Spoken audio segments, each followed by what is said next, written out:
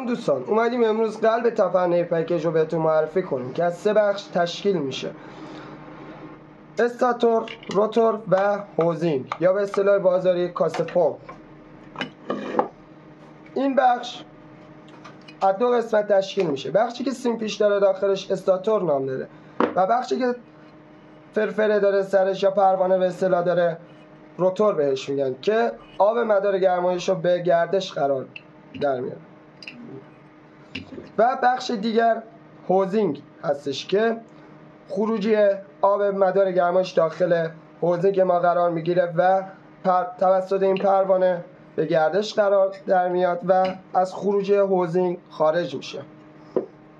اگر میخواید عیب پمپتون رو پیدا کنید و نحوه تعویض روتور رو ببینید، در کلیپ بعدی همراه ما باشید و ما را دنبال کنید.